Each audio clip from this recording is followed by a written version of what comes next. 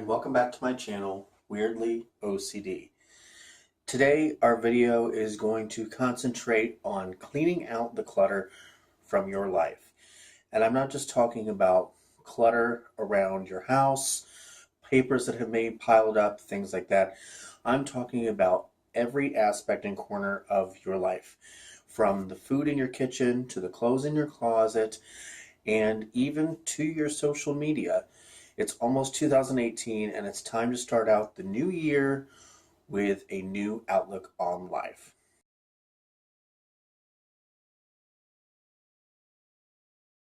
First, let's start right here in the kitchen. Now, the kitchen can be a very common place to find clutter. And I would say the first place to start would be the food. When is honestly the last time you looked at expiration dates on the groceries you've bought? I know there are some cabinets, at least in our house, that we don't go into very often, and some of those do contain food. And when we went through those cabinets to look for certain things, we've come across food that has been just a little bit expired, and we've had to throw it out, which is a waste of money. So I would suggest that you pick a day once a month. It could be either, the first Monday of the month or a specific day, and go through all your cabinets, your freezer, and your refrigerator and check everything for expiration dates. And if it's outdated, of course, or I would say if it's something that's soon to be dated and you know you're not going to get through before then, toss it. Also, another area that you want to be mindful in your kitchen when it comes to food is the freezer, and not only because of checking for outdates, but for checking for freezer burn. If you have food in your freezer that is freezer burnt, you need to throw it out. Also in your kitchen, it's very important to go through any pots, pans, baking dishes, and cookware and really evaluate what you use on a daily or maybe even weekly basis. Now, I know a lot of things we don't use all the time. We use for those special occasions, but also I'm sure we all have some things that we've bought that we thought we would use pretty often, and we honestly haven't. For instance, we bought these glass milk, juice, whatever you want to store in them containers when we very first moved into our house a year and a half ago. Honestly, I've used these once. I bought them because I thought they were nice looking. I thought it would be kind of sophisticated to have one for orange juice and one for milk in our refrigerator. And in all honesty, it's just an extra step to pour the milk in here, and you can't even get a whole gallon, which is what we buy, in one of these things at a time. So not only am I wasting time pouring the milk in here, but now I've got milk in 2 containers instead of just the one I originally bought it in.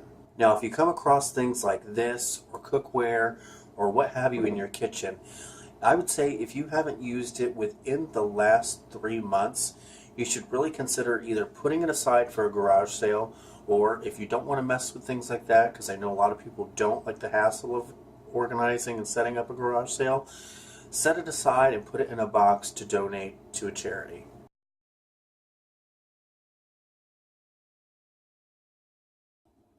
Another area that would be fantastic for you to go through, I would say about at least once every 6 months, and especially since we're getting ready to go into the beginning of 2018 in just a few weeks, would be your closet.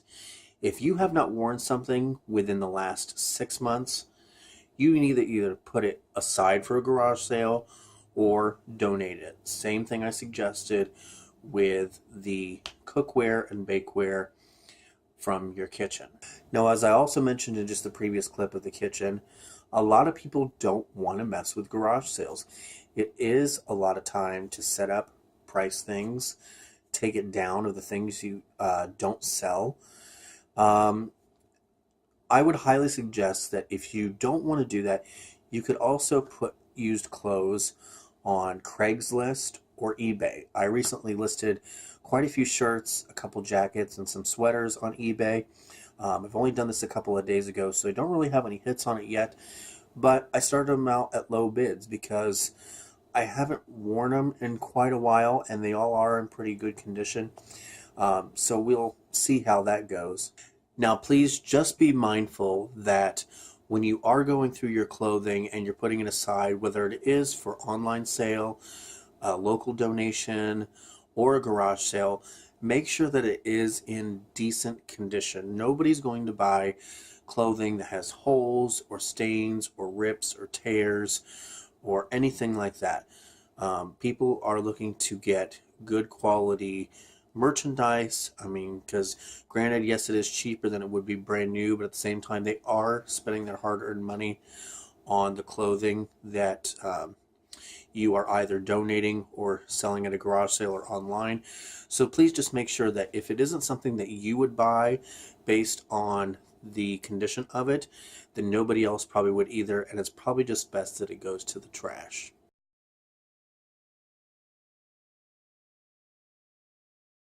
Now, last but not least, the place I would like to talk about is the home office. Now, some people don't have a home office. They strictly just open their mail as soon as they get it, pay the bill, or just have one specific little location, maybe in their kitchen, that they use as a mock office. But also, that could probably pertain as well. The home office tends to be an area where paperwork will pile up, bills will pile up, things of that nature, and then it just becomes super cluttered, unorganized, and unmotivating. So in that regard, I want to give you just a couple of tips on how to keep the clutter down in your home office. First, let's talk about bills and mail in general. Now, in a previous video, I did mention that I have a little calendar, which is right over there on the whiteboard here in our office, that I write down the bills at the beginning of the month. Of course, some of them are going to fluctuate, such as your water, electricity, things like that. But you can fill out the ones that don't change, such as your car payment, your house payment, things like that. And I do that so I know exactly what bills are due when and how much to account for on payday that's going to be coming out of that check towards bills. And then once I pay the bill, I mark it with a paid stamp that I got from Office Depot, which I believe was $6.99, $7.99, something like that. It's a very cheap investment to keep yourself organized. Now, one way you can cut down on the clutter is to see if any of the bills that you pay on a monthly basis have online bill payment option. Not only will this be more convenient for you, but it will also majorly cut down on the mail you get and that you have to sort through. I know me personally, all of our bills I can pay online. And let me tell you, it is super convenient. You're saving time. You're saving gas from having to go to the places, pay it. And as I said, you're cutting down on the clutter with your mail. It's less paperwork that you are bringing into your house, less paperwork you have to sort through, and less paper you have to deal with, whether it's shredding it, throwing it away, things like that. Now, a few years ago, my fiance bought me this shredder, and I absolutely love it. And I know it's going to probably sound a little bit ridiculous that I got a touch excited, or probably a little more excited than I should have when I received this, but this cuts down on so much. And in all honesty, it helps protect your identity as well. You definitely don't want to be throwing bills away, credit card statements, bank statements, anything like that into the trash, just so people aren't going through your trash, getting your information, opening accounts in your name, credit cards in your name, things like that. And, you know, this one particularly shreds it into like little squares, I guess you could say. I believe this was $60, and I believe he got it from Peebles Department Store. I'm not 100% sure, but I will tell you it is wonderful, and I can run stapled papers through it, and it shreds it just fine. But you definitely, like I said, want to make sure that you are shredding anything, absolutely anything that has personal information on it, even if it's just your first and last name. Get rid of it, shred it, make sure that nobody can use it to open any accounts in your name whatsoever. I've personally had 2 credit cards of mine get swiped and charged for things that I had no idea and I could have possibly not even bought. I live in Ohio, and one of the charges was in Florida at Home Depot. And luckily, I'm pretty active with monitoring my credit and my credit score, so I was able to see it pretty quickly, nabbed it in the butt, got the card shut off, and got a new one sent to me. But things like that, and that wasn't even from stealing my information as far as paperwork. That was just somebody that got the number, I'm not sure, online or whatever. But things like that as well. You definitely want to monitor Credit Karma, and I am not sponsored in this video by them whatsoever. Is a fantastic website to get onto and see your credit score and see any open accounts you have, accounts that have been closed, accounts that are in delinquent status, any loans that you may have opened, things you've paid off, any public accounts such as bankruptcies, foreclosures, things of that nature, and it is completely free. When I first heard of Credit Karma a few years ago, I was a bit skeptical because, of course, as you know, they say if it sounds too good to be true, it probably is. And for the most part, that usually is correct. However, Credit Karma is a wonderful tool to use because I know the 3 major credit bureaus will let you see your credit score and your credit report once a year for free. But then after that, if you want any more, they do charge you. But Credit Karma is a fantastic, fantastic free tool that you can use to check up on your credit and your accounts. Now, the last thing I want to talk about also kind of goes with home office, but it also goes with the internet. And that is cutting down on the clutter in your email and your social media. First of all, let's talk about email. How many newsletters have you signed up for and completely forgotten about? And now you're getting emails from them all the time. I literally, before I started unsubscribing to places, was getting 50 to 60, 65 emails a week of just pure junk. And yes, it's newsletters that I may have signed up for years ago and had an avid interest in at the time. But since then, I've either changed or I don't follow the company anymore or that website, and unfortunately just pure laziness got in the way and I never unsubscribed from them. So you definitely want to go through your email, I would say at least once every 6 months, and take a look at emails that you're getting. And if it's something you really truly don't care about, there's always an unsubscribe button in the email or a link to take you to the website to unsubscribe to their newsletters. That way your inbox isn't cluttered full with just crap that you really don't care about anymore. And I want to wrap this video up on one more aspect as far as internet, and that is your social media accounts.